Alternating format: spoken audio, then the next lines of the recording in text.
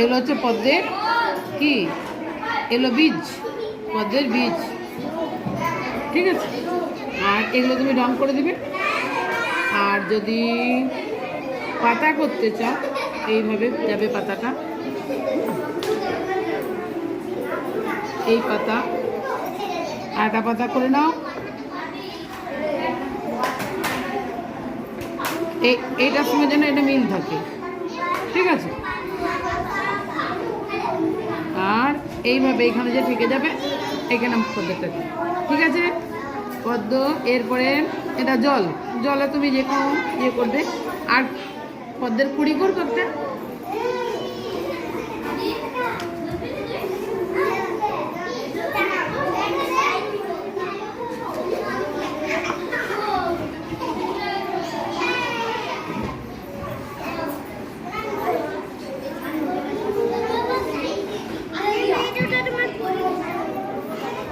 এটা পদ্মের কুড়ি।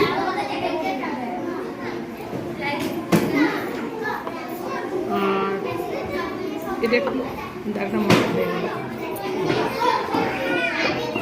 ঠিক আছে। এরপরে রং করলে এটা মোটামুটি ফুটে আসবে, এটা জল, ঠিক আছে।